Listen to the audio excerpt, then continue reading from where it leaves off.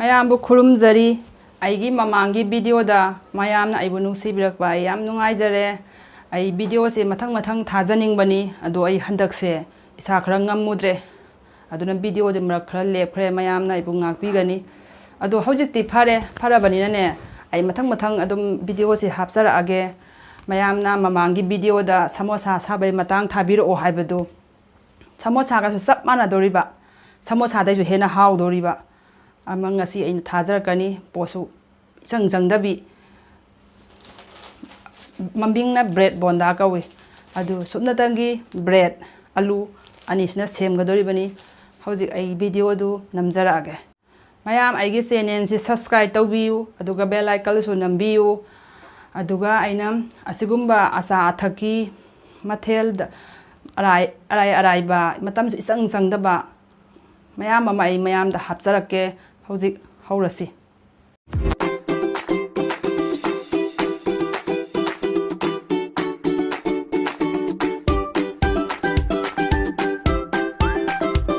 mayam alu si khairaga phutpiganu mapum phutpiu mapum khulaga asumaina mulla matungda khokpiu khairaga phutlu taraga diko hore loina ising jangsilaga ne bread jomba yararoi pet khidana aduga sangadaba machan singna tilo ama lawro tilo du asumaina kupna kako aduga sing maru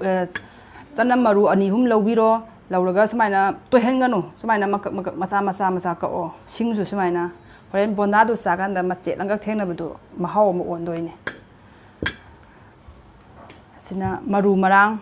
masan asi picket amara anira adum mayam gi sangda thao masu khara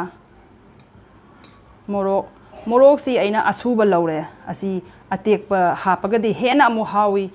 atekpadu masa ka aga hapadi hena hawi adubu aidi yumda angang laibanina atekpadu asabdu sab ngamdabagi aina asuba si khara waina hapane ga mahaw lainangai mumphuli khara hapiu asi angangna su dum pambani ahanbada alu se pungtoi toina namkhaibadi yade asumaina haipet namaga matum masa yahon gadoini pungtoi toina tawrodine horen mahaw itho ma thokheroi aduga bread bonda du yombada sune alu si ngaunangai thaw khara aina hairage thaw yam haidrasu yani kitang khak haira yani alu si ngaudradine maru marang singdu horen changba ngamoiba aduna alu si ngaubane ahanbada tilau si hana hapiro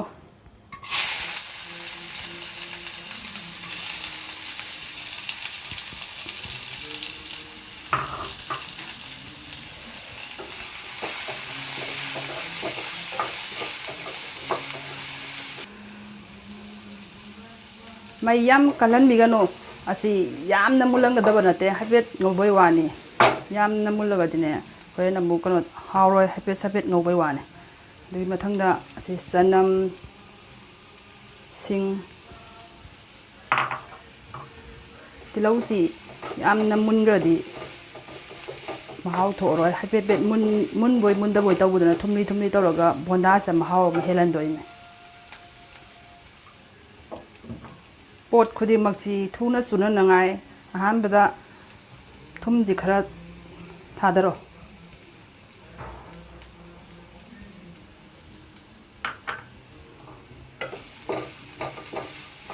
adugi mathangda machanji haplo ai mathang naina masu mu hapo adugi mathangda morok che mu hapo dosi mana phadana maru marang se mulle manam yam nusire anduna aina alu hapani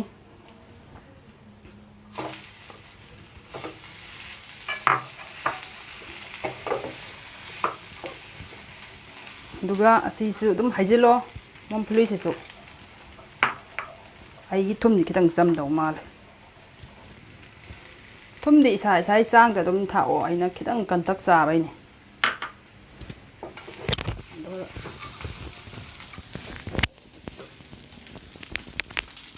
asi yam haw bane thu su yam thuna chemba ya bane angano su yam pamba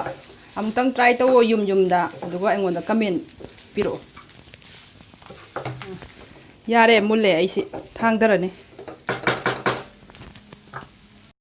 ꯑꯂꯨꯒꯤ ꯊꯕꯛ ꯂꯣꯏꯔꯕꯅꯤꯅ ꯍꯧꯖꯤꯛ ꯑꯃꯨꯛ bread ꯖꯣꯝꯕꯒꯤ ꯊꯕꯛ ꯑꯃꯨꯛ ꯇꯧꯔꯁꯤ ꯕ꯭ꯔꯦꯗꯀꯤ ꯑꯁꯤ ꯃꯊꯛ ꯊꯪꯕ ꯁꯔꯨꯛꯁꯤ ꯑꯁꯤ ꯁꯨꯃꯥꯏꯅ ꯀꯣꯜ ꯑꯃꯗ ꯍꯥꯞꯄꯣ ꯑꯗꯨꯒ ꯕ꯭ꯔꯦꯗꯁꯤ ꯃꯇꯥꯏ ꯃꯇꯥꯏꯒꯤ ꯀꯔꯝ ꯀꯔꯝ ꯇꯧꯕ ꯁꯔꯨꯛꯁꯤꯡꯁꯤ ꯑꯁꯤ ꯃꯇꯥꯏ ꯃꯇꯥꯏꯒꯤꯁꯤꯡꯁꯤ ꯂꯧꯊꯣꯛꯀꯗꯣꯏꯅꯤ ꯑꯁꯤ ꯃꯥꯡꯍꯟꯗꯧꯕꯗꯤ ꯅꯠꯇꯦ ꯍꯣꯔꯦꯟ ꯑꯩ ꯃꯊꯪ ꯃꯊꯪ ꯑꯗꯨꯝ ꯇꯧꯔꯛꯀꯦ ꯃꯌꯥꯝ ꯌꯦꯡꯉꯨ ꯁꯨꯃꯥꯏꯅ ꯂꯧꯊꯣꯛꯄꯤꯔꯣ ꯃꯇꯥꯏ ꯃꯇꯥꯏ ꯁꯔꯨꯛꯁꯤ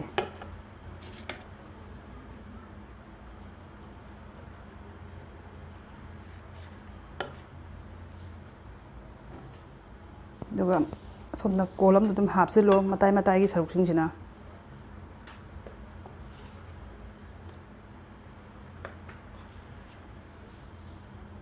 ꯃꯊꯪ ꯃꯊꯪ ꯂꯧꯊꯣꯛꯄ ꯑꯣꯏꯅ ꯁꯤ ꯑꯀꯟꯕꯁꯤ ꯁꯨꯃꯥꯏꯅ ꯂꯧꯊꯣꯛꯑꯣ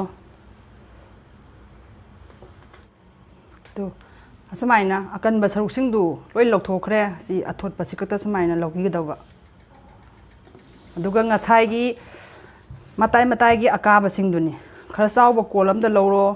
ꯑꯗꯨꯒ ꯁꯤ ꯃꯐꯣꯟ ꯇꯥꯅ ꯇꯣꯏꯍꯟꯒꯗꯣꯏꯅꯤ ꯈꯨꯠꯅ ꯁꯨꯃꯥꯏꯅ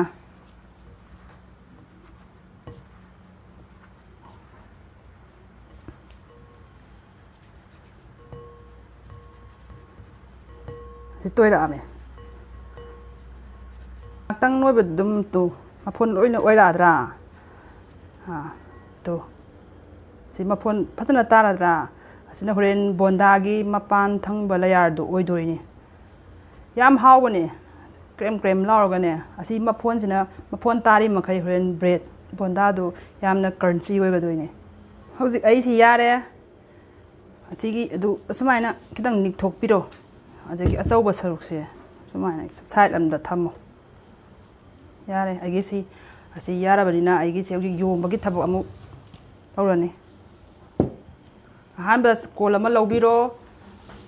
ꯑꯗꯨꯒ ꯑꯁꯤꯗ ꯏꯁꯤꯡ ꯈꯔ ꯂꯧꯕꯤꯔꯣ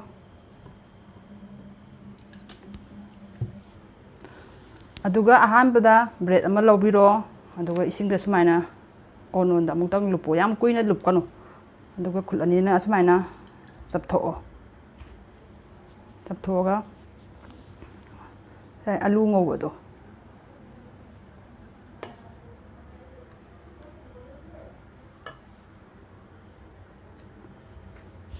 ꯁꯨꯃꯥꯏꯅ ꯍꯥꯏꯐꯦꯠ ꯍꯥꯏꯐꯦꯠ ꯅꯝꯃꯣ ꯑꯁꯤꯗ ꯑꯂꯨꯅ ꯃꯊꯛ ꯊꯪꯕꯒꯤ ꯀꯩꯁꯨ ꯑꯀꯥꯏꯕ ꯂꯩꯇꯦ ꯍꯣꯔꯦꯟ ꯑꯃꯨꯛ ꯕ꯭ꯔꯦꯗꯀꯤ ꯃꯐꯣꯟꯁꯤ ꯑꯁꯤꯗ ꯑꯃꯨꯛ ꯀꯩꯅꯣ ꯇꯧꯔꯤꯗꯣꯏꯅꯤꯅ ꯀꯩꯁꯨ ꯑꯀꯥꯏꯕꯗꯤ ꯂꯩꯇꯦ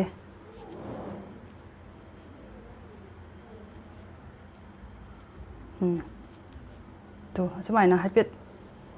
ꯑꯁꯨꯃꯥꯏꯅ ꯅꯝꯕꯤꯔꯣ ꯑꯗꯨꯒ ꯉꯁꯥꯏꯒꯤ ꯕ꯭ꯔꯦꯗ ꯑꯇꯣꯏꯕꯗꯣ ꯑꯗꯨ ꯂꯨꯞꯄꯒ ꯃꯊꯛꯇ ꯁꯨꯃꯥꯏꯅ ꯑꯃꯨꯛ ꯈꯔ ꯍꯥꯞꯆꯤꯜꯂꯒ ꯑꯃꯨꯛ ꯂꯧꯈꯠꯂꯣ ꯑꯗꯨꯒꯤ ꯃꯇꯨꯡꯗ ꯈꯨꯠꯁꯤꯅ ꯑꯃꯨꯛ ꯁꯨꯃꯥꯏꯅ ꯍꯥꯏꯐꯦꯠ ꯍꯥꯏꯐꯦꯠ ꯅꯝꯃꯣ ꯑꯁꯤ ꯃꯐꯣꯟꯁꯤ ꯌꯥꯝꯅ ꯑꯩꯈꯣꯏꯅ ꯍꯥꯞꯆꯤꯟ ꯇꯥꯔꯒꯗꯤ ꯀ꯭ꯔꯦꯡꯒꯦꯝ ꯂꯥꯎꯕꯗꯣ ꯍꯦꯟꯗꯣꯔꯤꯅꯦ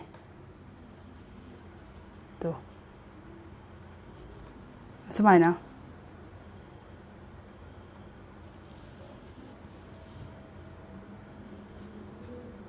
ꯃꯐꯣꯟꯁꯦ ꯑꯁꯨꯃꯥꯏꯅ ꯇꯧꯔꯒ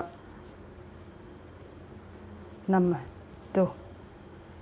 ꯑꯁꯤ ꯑꯣꯏꯔꯗꯤ ꯌꯥꯔꯦꯀꯣ ꯑꯁꯨꯃꯥꯏꯅ ꯃꯊꯪ ꯃꯊꯪ ꯅꯝꯕꯤꯔꯣ ꯑꯩ ꯇꯞꯅ ꯇꯞꯅ ꯇꯧꯖꯔꯛꯀꯦ ꯑꯃꯨꯛꯀ ꯃꯨꯟꯅ ꯌꯦꯡꯕꯤꯌꯨ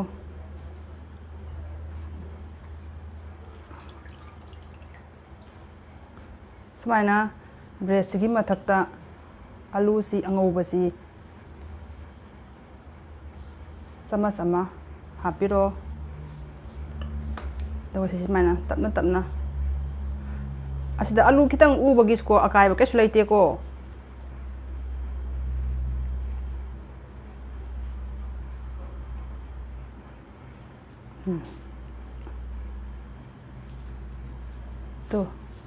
ꯃꯌꯥꯝ ꯎꯕꯤꯔꯦꯀꯣ ꯁꯨꯃꯥꯏꯅ ꯑꯁꯤꯒꯤ ꯃꯇꯨꯡꯗ ꯑꯃꯨꯛ ꯑꯁꯤꯗ ꯑꯃꯨꯛ ꯂꯨꯞꯄꯤꯔꯅꯤ ꯃꯐꯣꯟꯁꯤꯗ ꯂꯨꯞꯄꯒ ꯁꯤ ꯀꯟꯅ ꯅꯠꯇꯕꯤꯗ ꯍꯥꯏꯐꯦꯠ ꯍꯥꯏꯐꯦꯠ ꯁꯨꯃꯥꯏꯅ ꯑꯃꯨꯛ ꯅꯝꯁꯤꯜꯂꯅꯤ ꯑꯗꯨꯒꯤ ꯃꯊꯪꯗ ꯑꯃꯨꯛꯀ ꯂꯨꯞꯄꯣ ꯑꯅꯤꯔꯛꯇꯤ ꯂꯨꯞꯄꯣ ꯑꯅꯤꯔꯛ ꯂꯨꯞ ꯇꯥꯔꯒꯗꯤ ꯍꯣꯔꯦꯟꯅꯦ ꯀ꯭ꯔꯦꯝ ꯀ꯭ꯔꯦꯝ ꯂꯥꯎꯕꯗꯣ ꯍꯦꯟꯒꯅꯤ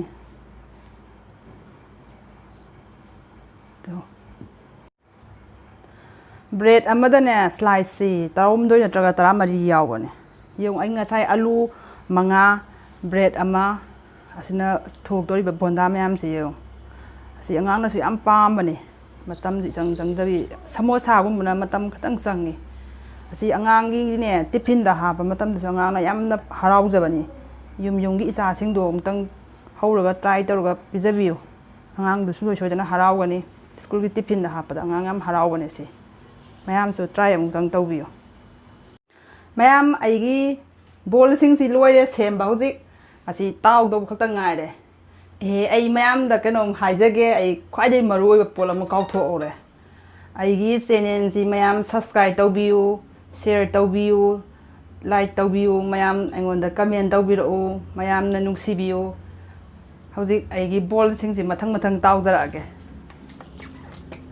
asi bonda hobada thau mayam na di khalangani bread taw thau mayam sangangani khangni sukchang jangoi asi thau khara sina ai polap taw doini aduga thau su lemau doini adu thau se mayam kana san biganu bread bonda taw matamda gas medium da thambiyu yam thuna ka sin bane sidi hadi manungi alu su masana mul leire adagi bread su hapet taw dum mulla dawni sumaina amam phajana hapiro aduga sumaina ne mathakta tamna thau di kitang haibiyo ma phone singdu loin chai thokidana ba sisna ne friends sana masu olakhini aduga adum thang da yare yam thuna mun bane se yam thuna semba ya bane ikui da bida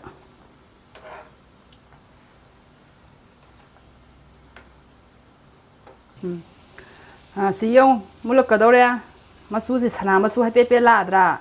mun babudi manunga su loi mulla ponda sai bread tu da koina ma phone su hakhi du kreng kem law ngai khra taw wai wane ase mundi mulla abani du sana masu lak to kitang wali lak padi hore jingak tang le ga thang da bayarani sumaina hape lenga ga ne kasin gi da nga yam thuna kasin bane sidi ai sana masu ole ko asi thang ai gi se thang da bayare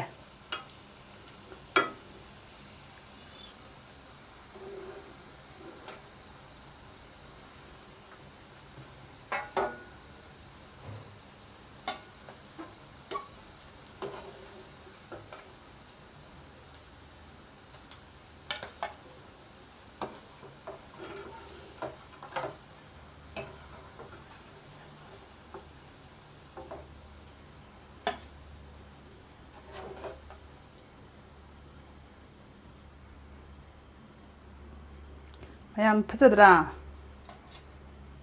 sumaina mathang amuk lokhat piro adugo sumaina tawro amuk mathang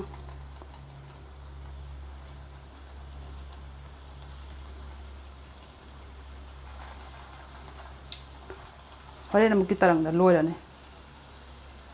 mayam aigi mamangi haino umuro asar du mayam jumda try tawbibro tawraga dine asi somutang tawbiyo tawrugane sa matungda ingona haibiro hawi haute do paisa leksin bigano paisa angang isa singdo hawa makhan bijabiyo mayam loire aisi yengbiyo mayam tu thau loi le maudra sa thau sukchang jangda bani bread bonda sa matamda bora hobani hena thau changbane hauji aisi loire mayam yengu ai bread bonda semba loijare asi yengu bread amana bonda kayam yam semi yung phajadra se mayam da yung tang yengan ge yung si yung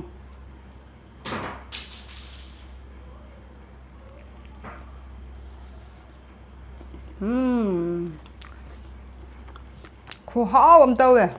mai ta la mayam jam tang try tawbiyo yum da